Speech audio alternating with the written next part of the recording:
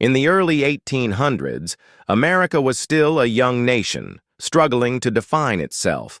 The scars of revolution had not yet fully healed, and the country was divided by geography, industry, and belief. Yet in the small villages of New England, stories were already spreading about a man whose voice could bend crowds, whose words could ignite fires in the human spirit, and whose ambitions seemed limitless. That man was Daniel Webster. Born in 1782 on the rugged farmlands of Salisbury, New Hampshire, Webster was not destined for greatness, at least not in the eyes of his neighbors. He was a sickly child, frail in body, often too weak to work the fields. But what his body lacked, his mind more than compensated for. From the earliest days, he devoured books, memorizing long passages of scripture and classic orations. His teachers claimed his memory was unnatural, as if the words etched themselves onto his soul without effort. By the age of 14, Webster could recite entire sections of the Bible by heart, and his ability to speak, even as a boy, carried a weight that unnerved adults. Neighbors whispered that when Daniel read aloud, it sounded as though the air itself shifted, as though someone or something spoke through him. His father, a veteran of the Revolutionary War, recognized the boy's gifts and sent him to Dartmouth College. There, Webster's rise began. He studied law, but more importantly, he mastered rhetoric, the art of persuasion. Fellow students remembered him standing in candle-lit rooms, delivering speeches that made grown men tremble. One classmate swore that while Webster spoke, shadows on the wall moved against the flame, dancing in shapes that did not match the room's occupants. By the time he was in his 20s, Webster was already making a name for himself in New England courtrooms. He could sway juries as if their verdicts had been written before the trial even began.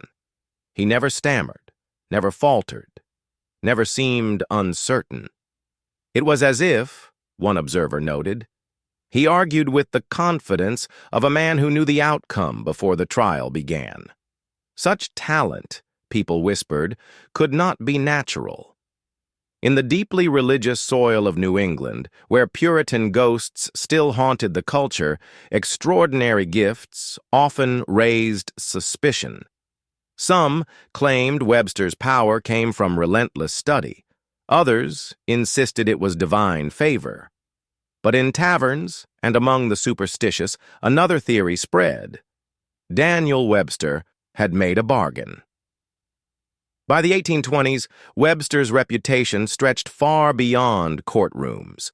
He was elected to Congress, then rose to the Senate, where his booming voice filled the chamber like thunder. His speeches on the Constitution were memorized by school children, reprinted in newspapers, and praised as though they were scripture. Yet behind the admiration was unease. How could one man command such power with words alone? How could he argue both sides of a question with equal brilliance as though truth itself bent to his will? In New England folklore, there had long been tales of men who struck bargains with the devil, fishermen who asked for favorable winds, farmers who prayed for bountiful harvests, musicians who begged for talent beyond mortal reach. But Webster's supposed bargain was different. He had not traded for wealth or land or fame. He had asked, people whispered, for mastery of words, for the ability to make any man believe whatever he wished. And if the devil had granted him that gift, then surely, one day, he would come to collect. It was in these years that the seeds of the most enduring American legend were planted. The legend that Daniel Webster, the great defender of the Constitution, the voice of the Senate, and the pride of New England, might not have risen by talent alone, but by a pact sealed in shadows. By the 1820s, Daniel Webster was more than just a lawyer. He was a phenomenon. In the crowded courtrooms of Boston and Portsmouth, men would travel miles not to hear the verdict of a case, but to hear Webster speak. His voice carried like rolling thunder, deep and commanding, yet smooth enough to soothe even the most hostile crowd. Jurors leaned forward unconsciously. Opposing lawyers, even seasoned ones, sometimes forgot their own arguments, as though the force of Webster's words drained them of will. Observers swore that strange things happened when Webster argued. In one trial, the flames of the courtroom's oil lamps flickered wildly during his closing speech, though no draft could be found. In another, a clock stopped at the precise moment Webster reached the peak of his oration, only to resume ticking once he sat down. A clerk later wrote in his diary, "It was as if time itself bowed to him." It was in these years that whispers of something darker began to circulate. Farmers at taverns muttered that Webster must have the devil's tongue. Servants claimed that after particularly long arguments, his eyes glowed faintly in the lamplight, as though lit from within. More than one juror admitted privately that while listening to him, they felt not persuaded, but compelled, as if an unseen hand guided their judgment. His reputation only grew in Washington.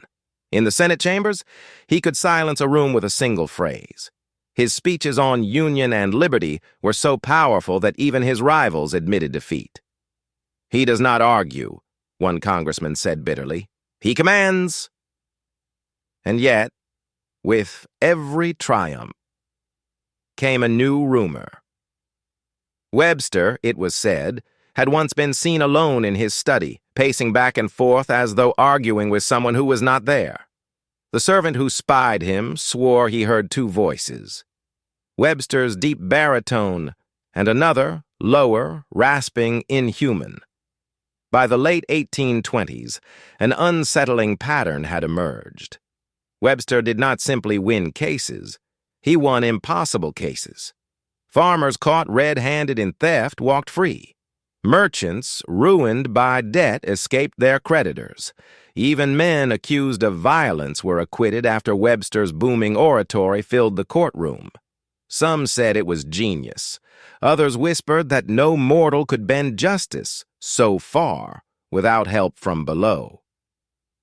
The common folk began to retell an old story with a new twist, that Daniel Webster had stood at a crossroads one stormy night, and in exchange for his soul, he had demanded one gift. That no jury could resist his words. He did not ask for riches, the tale went, nor for long life. He asked for victory in every argument, and the devil, admiring his cleverness, granted it. Of course, Webster himself never spoke of such things. Publicly, he was a man of reason, of law, of the Constitution. But the rumors only grew stronger, fueled by the uncanny energy he radiated in court. At times, his speeches left men trembling, pale, or even sick, as though they had been drained of something vital. One young lawyer fainted outright during a Webster argument, later claiming he felt as though the very air had turned to fire. To his admirers, Webster was a genius beyond measure. To his enemies, he was something far more dangerous, a man who had bartered with forces better left unspoken. And as the 1830s dawned, these whispers would coalesce into one of the strangest and most enduring legends in American folklore, the tale of Daniel Webster facing the devil himself in a courtroom not of men, but of souls. By the 1830s, Daniel Webster's reputation was no longer bound by the walls of Congress or the courts of New England. He had become a figure of myth, his name spoken not only in political circles, but in hushed tones across taverns, churches, and farmhouses. And it was in this era that the most famous story, the one that would define his legend for centuries, began to spread. The story was always told in whispers, and like all great folklore, the details shifted depending on who told it. But the core never changed. There was once, they said, a poor New England farmer, desperate for land, money, and security for his family. Times were hard, and though he prayed for relief, none came. One night, in the shadow of his barn, he met a stranger, tall, cloaked in black, with eyes that glowed faintly red in the darkness. The man promised him what he desired: prosperity, fertile fields, animals that would not sicken, and gold enough to keep his family fed for generations. The price was his soul. The farmer signed the contract in blood, as the old tales always said, and for a time he prospered. His land yielded more than ever before. His children never went hungry, his barns filled with wheat and cattle. But the day came, as it always does, when the stranger returned to collect his due. Desperate, the farmer sought help. But who could stand against the devil himself? Only one man, the townsfolk whispered. Daniel Webster. In the legend, Webster agreed to defend the farmer, not in a mortal court, but in a trial set deep in the woods, under the cover of night. A bonfire marked the courtroom. The jury was drawn from the damned, murderers, thieves, traitors long dead. At the bench sat the devil himself, dressed like a gentleman, his eyes burning like coals. The farmer trembled. Webster did not. When the devil presented the blood-signed contract, Webster rose to speak, and in the tale, his voice that night carried more than human force. He did not argue about laws or contracts. He spoke of America itself, of freedom, of independence, of the rights of every man to choose his own destiny. He thundered about liberty, about the sacrifices made by the living and the dead to build a nation where no tyrant, no king, and no devil had the right to enslave a soul. As he spoke, the damned jury shifted uneasily. Their faces, twisted by sin, softened, their eyes filled with tears. For the first time since their deaths, they remembered what it was to be human. The devil objected, of course. He raged, declaring that the contract was binding, that no man could escape it. But Webster, according to the tale, turned on him with such fury that even the Prince of Darkness fell silent. "You cannot claim what is not yours by right," Webster is said to have shouted. "For no man, living or dead, can sign away the eternal freedom granted by his Creator, not to kings, not to tyrants, and not to you." The jury returned with their verdict. The farmer was free. The woe contract, they declared, was void. And in that moment, the devil's power was broken, at least for one night. The legend ends differently depending on who told it. Some said the devil vanished in smoke, leaving only the smell of sulfur. Others claimed he bowed to Webster, admitting defeat, and promised that one day they would meet again. But all versions agreed on one thing. Daniel Webster had done what no mortal man had ever done. He had stood face to face with the devil and won.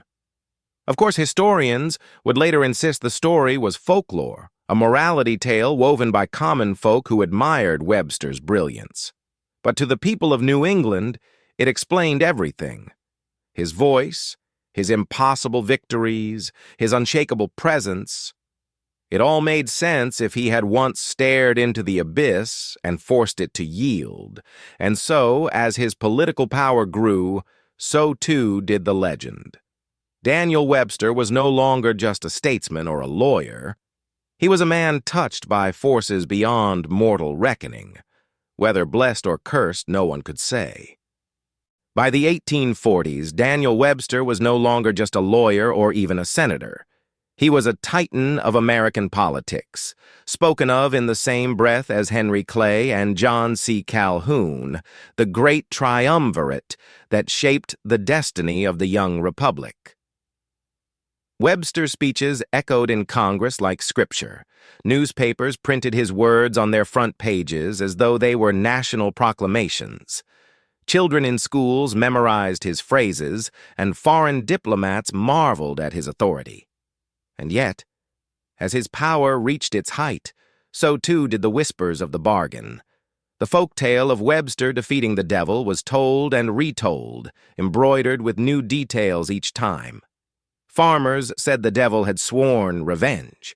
Others insisted Webster's victories in law and politics came with a hidden cost, that every compromise, every step forward, demanded something in return. And slowly, his career began to reflect the unease of these whispers.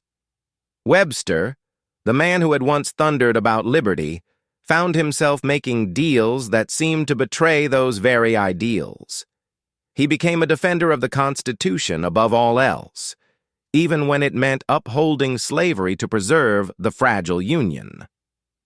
In 1850, he delivered one of his most famous and infamous speeches supporting the Compromise of 1850, which included the Fugitive Slave Act. To many abolitionists, it was a betrayal so profound they never forgave him.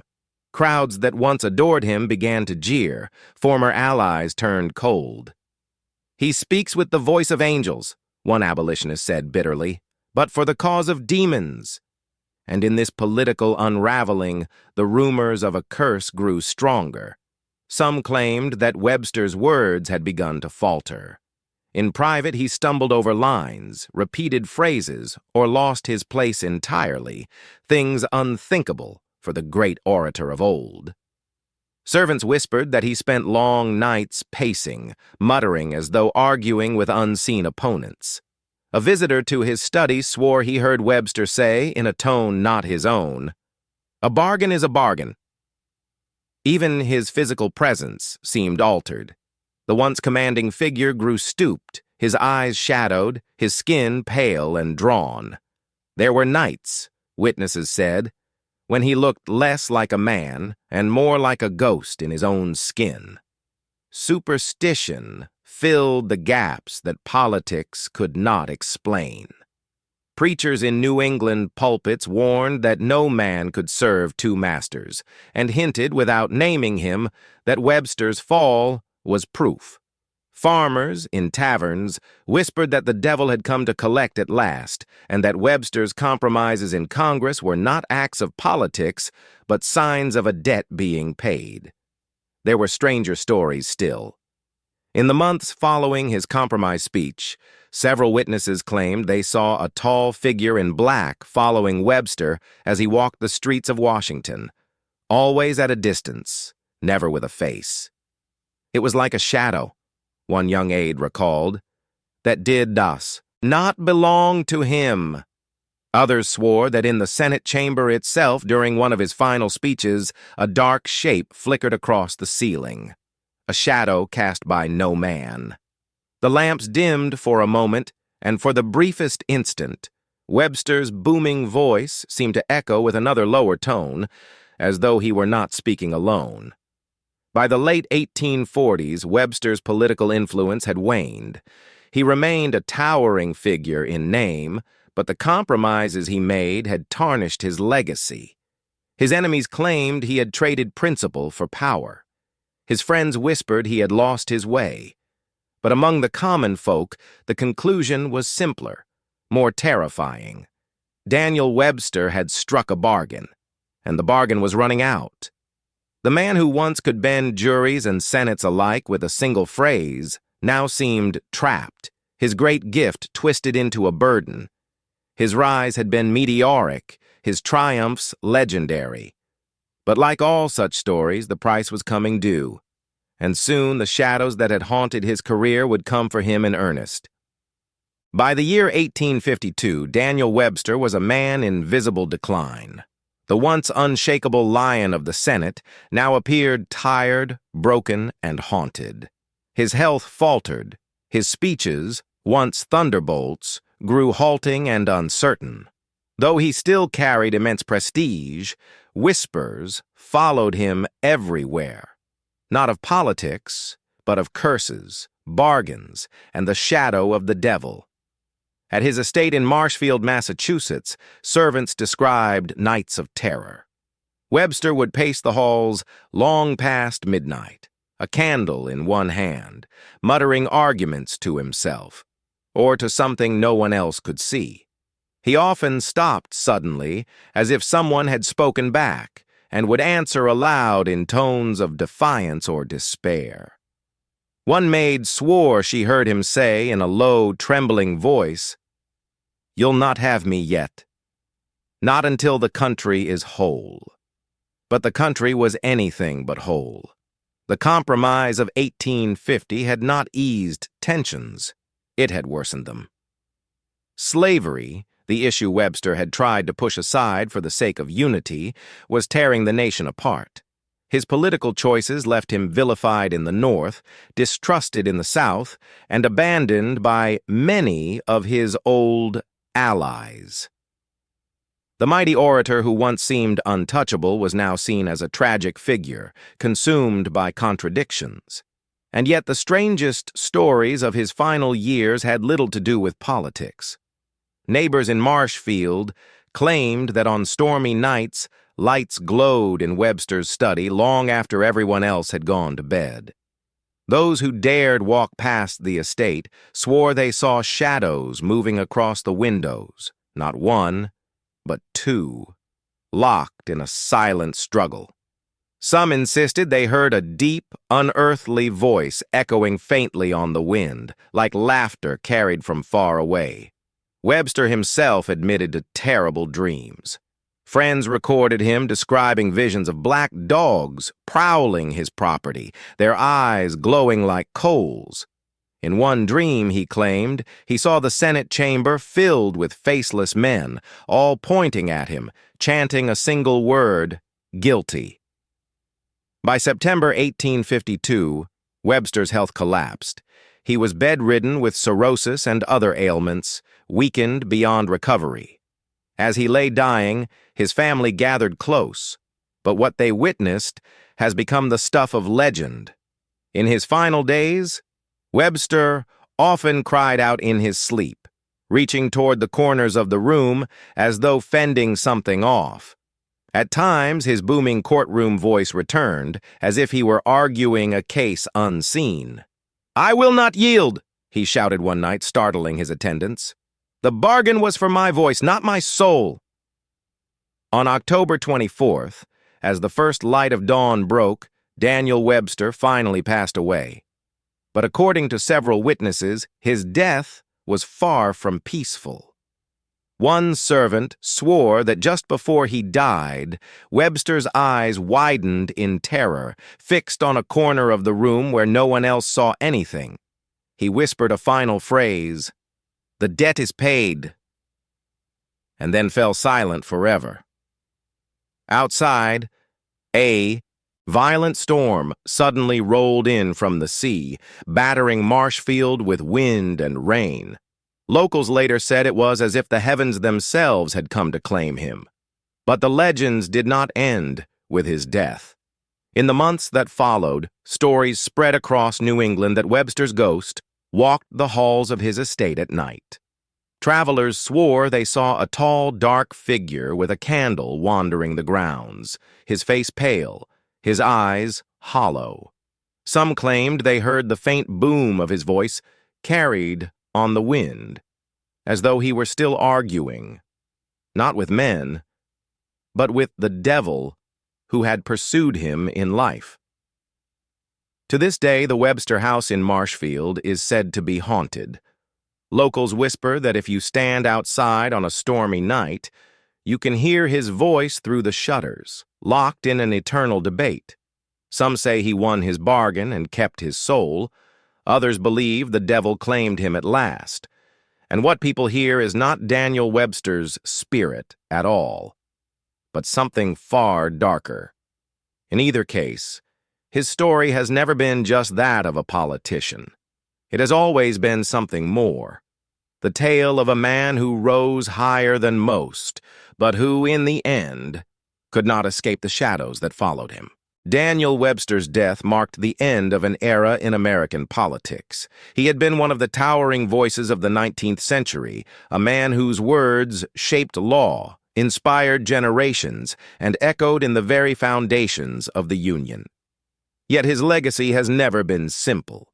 Historians remember him as a brilliant orator, a defender of the Constitution, and one of the greatest legal minds America has ever produced. But they also remember his compromises, his political missteps, and the choices that stained his reputation. In life, he was larger than most men, and in death, he became larger still, transformed into myth. For even now, nearly 2 centuries later, his story is told not only in classrooms and history books, but in hushed voices around New England fireplaces. To some, he is the noble defender who once defeated the devil himself.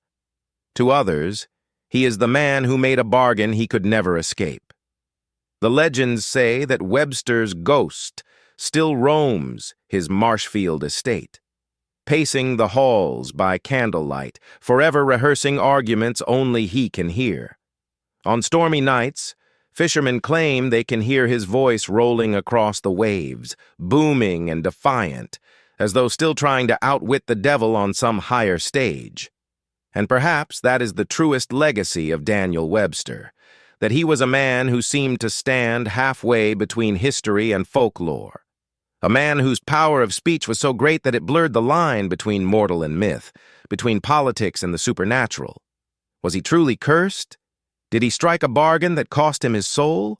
Or was the tragedy of Daniel Webster nothing more than the story of a man too great for his own time, undone by the very compromises he thought would save his country?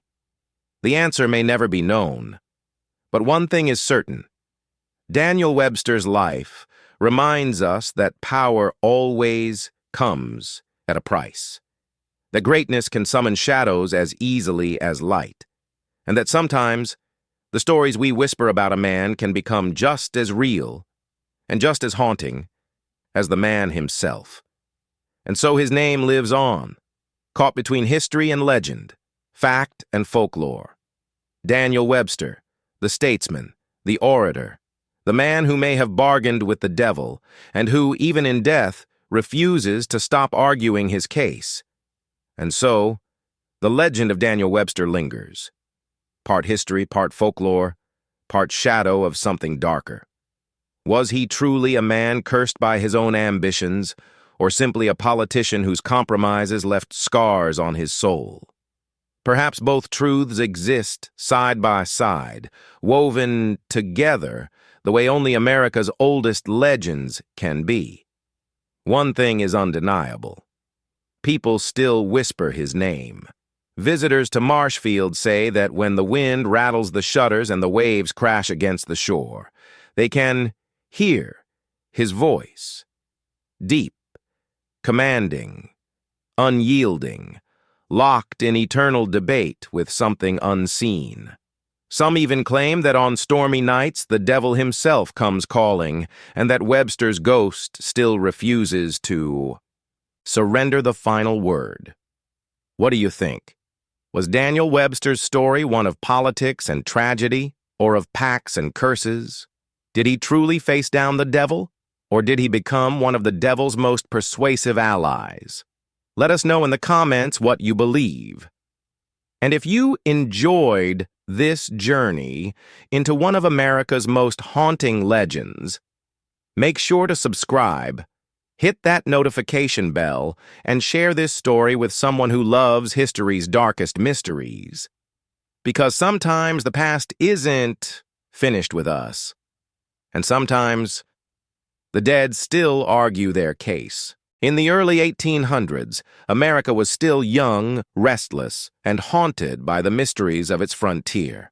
The nation was expanding westward, but with that expansion came stories of strange spirits, old curses, and dark forces that seemed to lurk just beyond the campfire light. One of those stories became the most famous haunting in American history, the Bell Witch of Tennessee.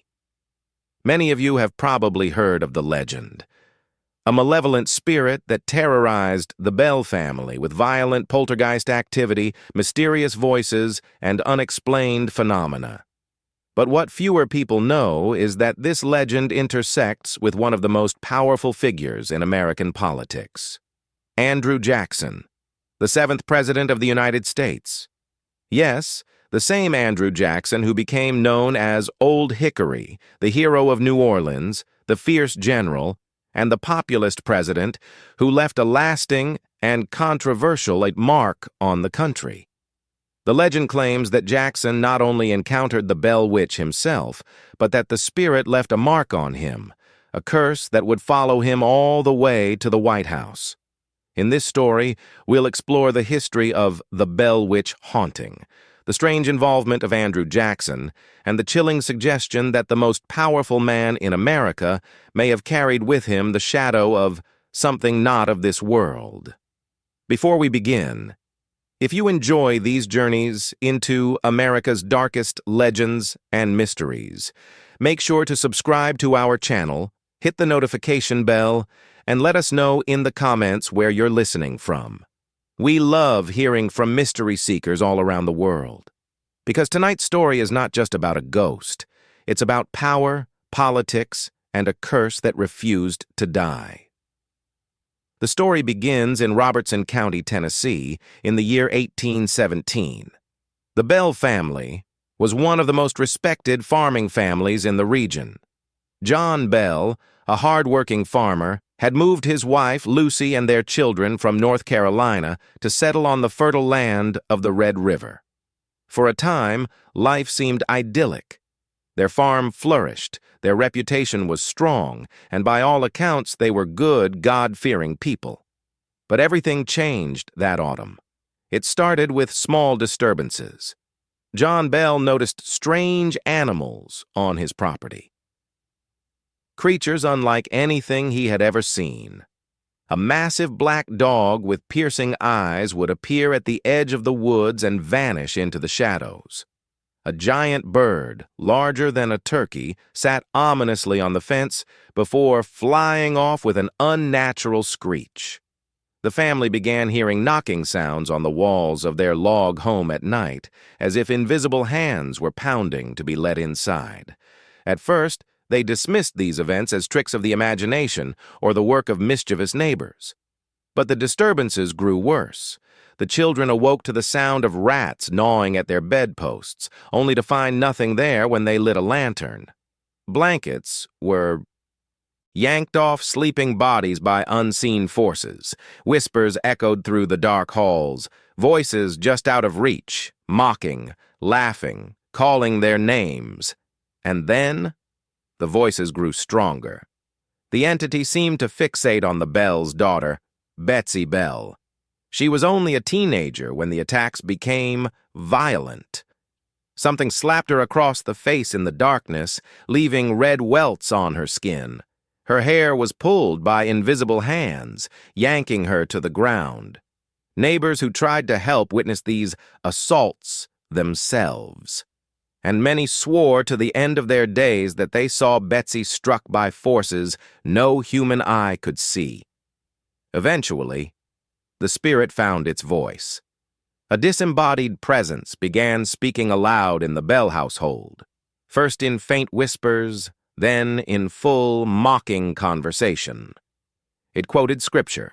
It sang hymns. It repeated sermons it had overheard word for word, as though it wanted to prove its intelligence. And yet, alongside this display of knowledge, it unleashed torrents of cruelty.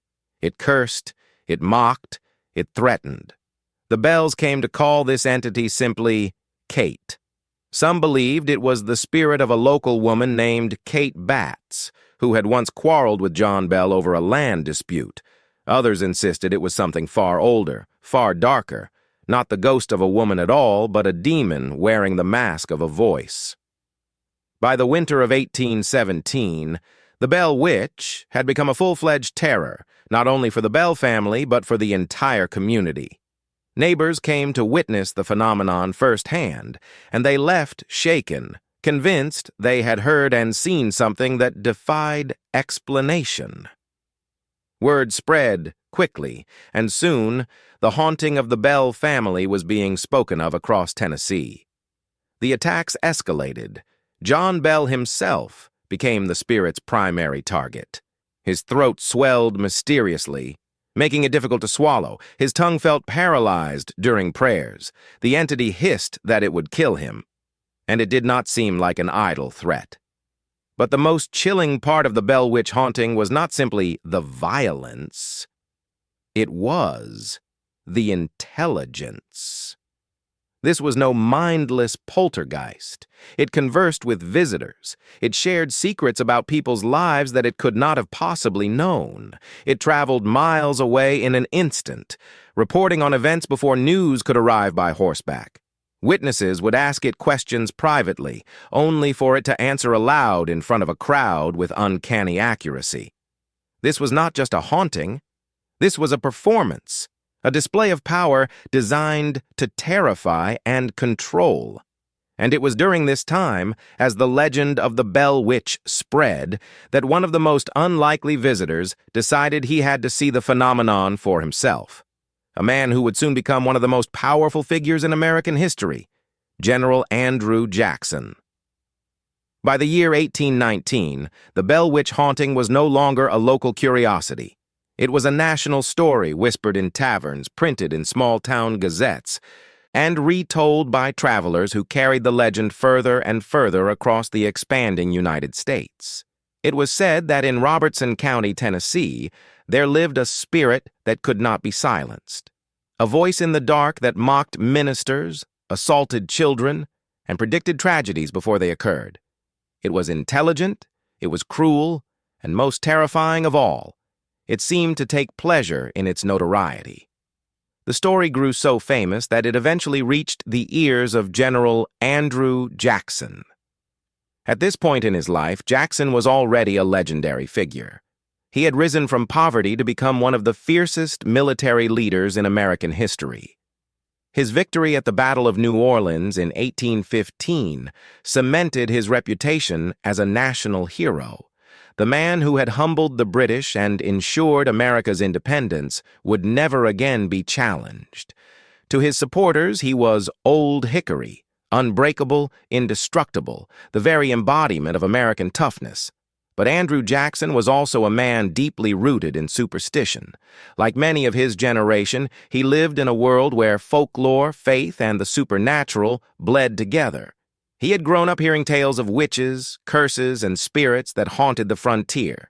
He was fascinated by such things, and when he heard of the Bell Witch, he reportedly declared, "By the Eternal, I must see this for myself." So Jackson gathered a small group of men, soldiers, friends, and aides, and set out for the Bell Farm in Robertson County.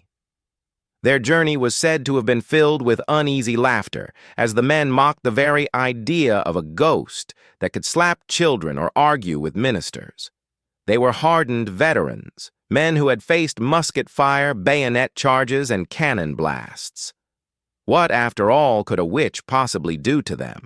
The answer came before they even reached the Bell home. As Jackson's wagon train approached the farm, the horses suddenly froze.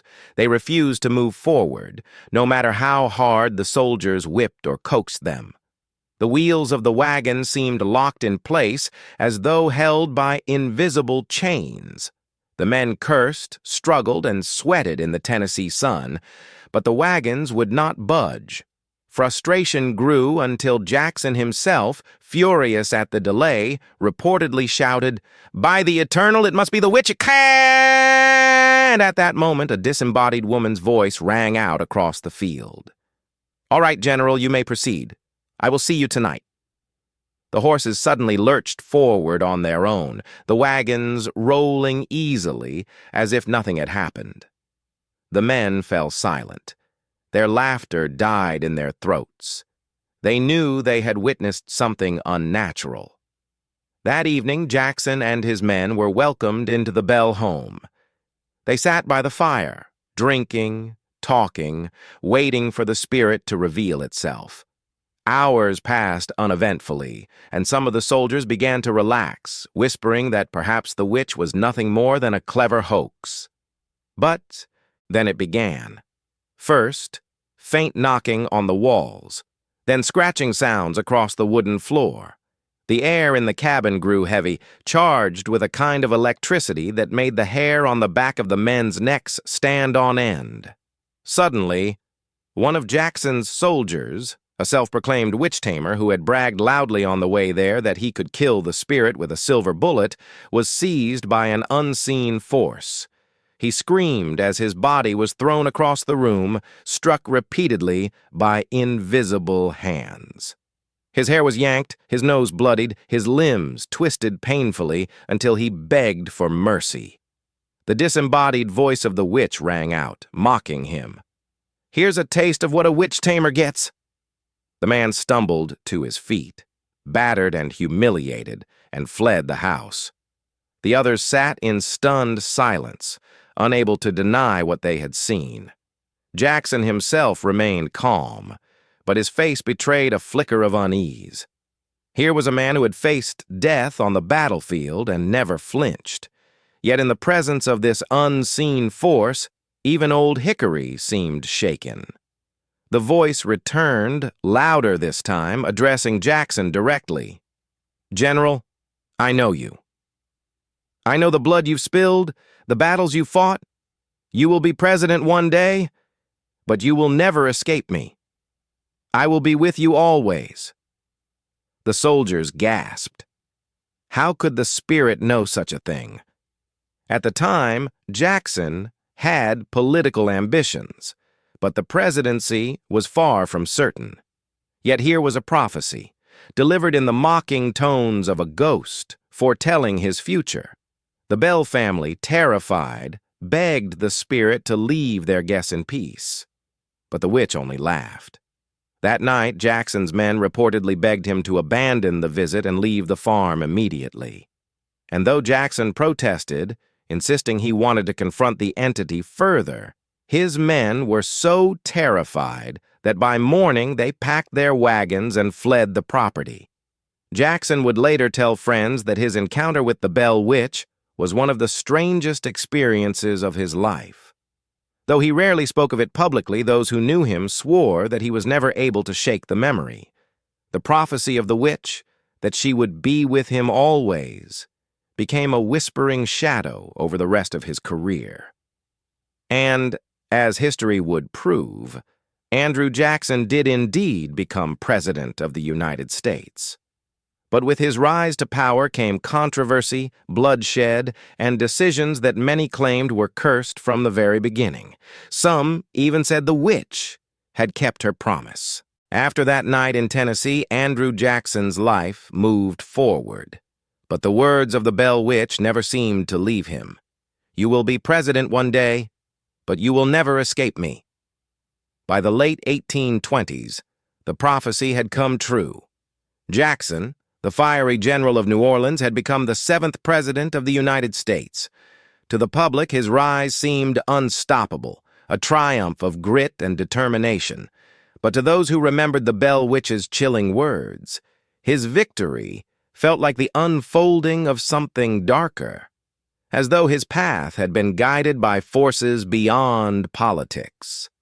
And indeed, Jackson's presidency would become one of the most controversial and turbulent in American history, haunted at every step by misfortune, bloodshed, and whispers of a curse. Almost immediately after Jackson took office in 1829, rumors began to circulate among staff in the White House. Servants whispered of strange footsteps in the halls at night, doors that opened and slammed shut on their own, and eerie, disembodied laughter echoing through the East Room. At first, these tales were dismissed as nerves or superstition. But the story spread. Jackson himself was said to have been awakened by the sound of a woman's voice mocking him in his sleep. He would storm through the halls, pistol in hand, swearing he would shoot any intruder. Yet no one was ever found. Some historians dismiss these accounts as folklore, but to others they suggest that the Bell Witch had indeed followed Jackson to Washington, just as she promised. Jackson's presidency was marked by decision after decision that brought suffering and unrest. His enemies claimed these were not the acts of a leader guided by reason, but of a man pushed by unseen forces. The Petticoat Affair. Early in his presidency, a scandal involving the wives of his cabinet members nearly tore his administration apart. Jackson defended the controversial Peggy Eaton with an obsession that baffled even his closest allies. He raged against her accusers with such fury that some whispered it was as though a spirit had provoked him, clouding his judgment and driving wedges between his supporters. The Bank War. Jackson's decision to destroy the Second Bank of the United States plunged the economy into chaos. His enemies called him reckless, a man possessed by stubbornness rather than reason. Newspapers of the time even referred to him as cursed, claiming he would drag the country into ruin with him.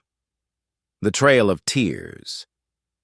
Perhaps the darkest decision of Jackson's presidency was his enforcement of the Indian Removal Act, leading to the forced displacement of thousands of Native Americans. The suffering and death that followed were so immense that even Jackson's allies questioned whether he had doomed the nation with his choices. To his critics, it seemed like the Bell Witch's shadow had finally revealed its full weight, a curse not just on Jackson, but on the country itself. The curse did not stop at politics. Jackson's personal life was filled with tragedy. His beloved wife, Rachel Jackson, died suddenly of heart failure just weeks after his election. Jackson blamed the brutal campaign attacks against her character, but many whispered that it was the Bell Witch keeping her promise. After all, Rachel had been deeply religious and devoted, while Jackson's life was defined by violence and controversy. Some said the spirit had claimed her as the first price of Jackson's presidency. Jackson himself was plagued by lifelong health issues. He carried bullets in his body from duels and battles, suffered chronic pain, and experienced sudden fits of coughing that sometimes left him unable to speak. Though doctors attributed these to natural causes, the legend held that these were reminders, punishments from the witch that he could never escape. And then there were the dreams. Accounts from those close to him claim that Jackson sometimes awoke in terror, describing visions of a woman's laughter echoing through fire and smoke, of shadows that reached for him in the night. He never named the source of these dreams aloud, but to those who knew the Bell Witch story, the connection was clear. Some contemporaries went further. They whispered that Jackson's political power itself was proof of a bargain with the supernatural. How else, they asked, could a man from such humble beginnings rise to dominate the nation, surviving assassination attempts, duels, political scandals, and bitter enemies, always emerging stronger, always unbroken? One chilling story claims that during Jackson's presidency, he told a confidant late one night, "The witch said I would never be rid of her, and by God, she was right." Whether he truly believed in the curse, we may never know. But to those who watched him stride through Washington, with fury in his eyes and controversy at his heels, it seemed undeniable that something dark accompanied him wherever he went. The Bell Witch's prophecy had been fulfilled. Jackson became president.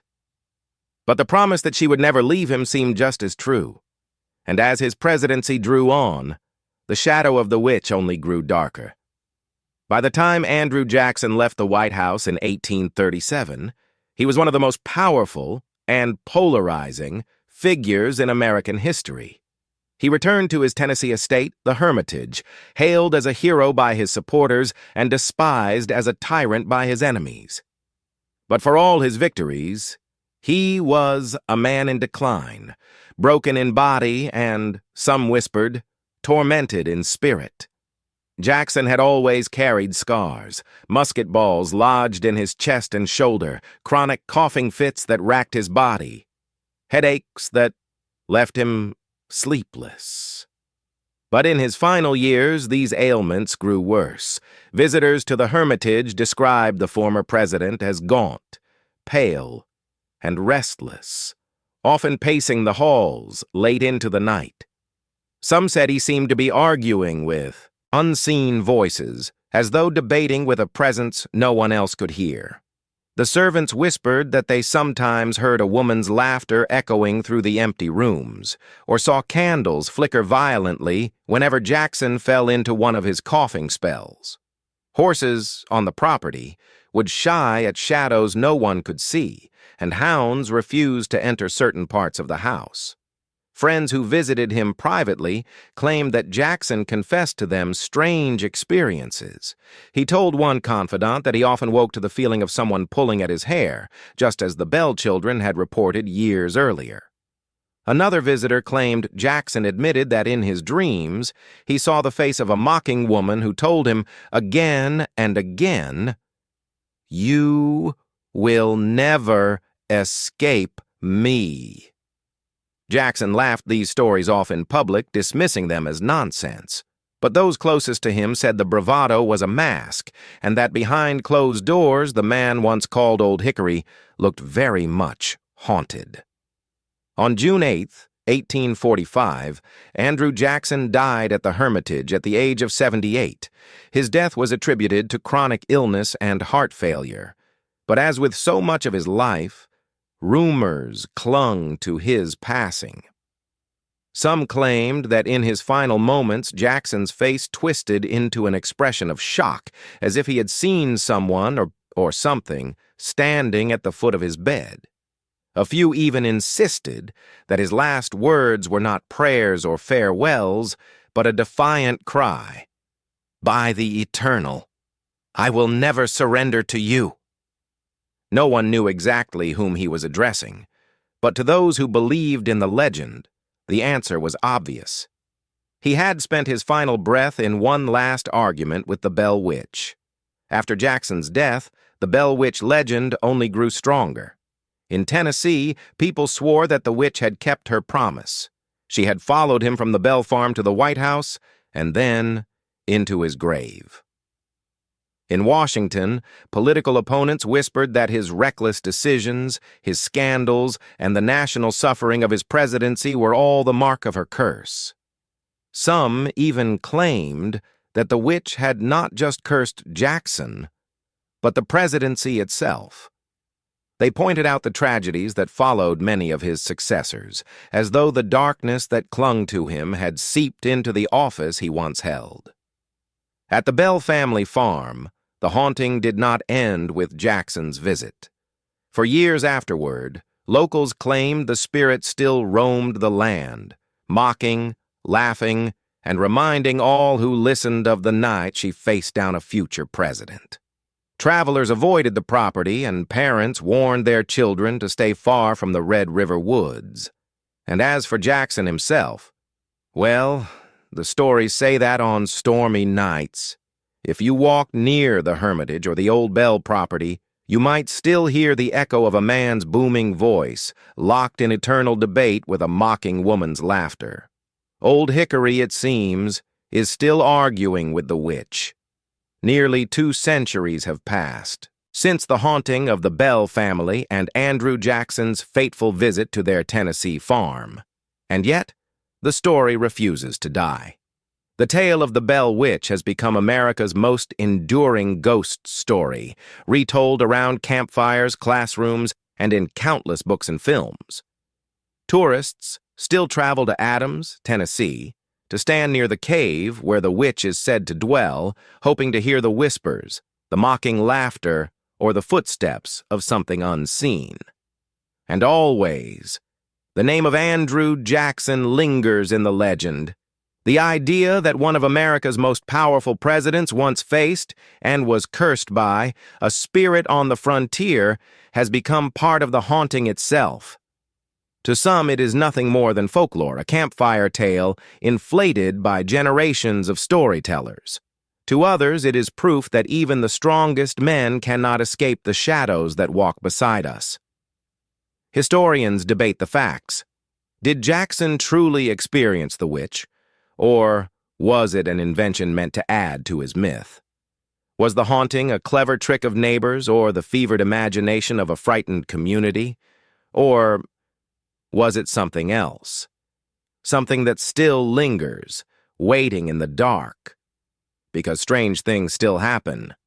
Visitors to the Bell Witch Cave report sudden chills, unseen hands pushing them back, or whispers calling their names.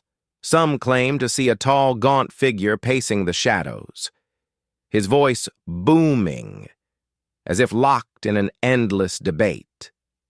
Could it be Jackson himself, still bound to the witch, still arguing, still cursed? And so the legend endures. A president who could conquer armies but not escape a spirit's promise. A witch who mocked men and ministers alike, and who claimed her power would never end. The Bell Witch story asks us an unsettling question. What if our leaders, our heroes, are not just shaped by history, but haunted by something greater than history itself? What do you believe? Was Andrew Jackson truly cursed by the Bell Witch? Or was this just America's most famous ghost story stitched onto a president's life? Let us know your thoughts in the comments. And if you enjoyed this journey into the haunted crossroads of American history, don't forget to subscribe, hit the notification bell, and share this story with someone who loves the mysteries that refuse to fade. Because, in the end, legends like this remind us of a chilling truth. Power can make a man immortal in history, but it can also make him a target for the things that walk in the dark.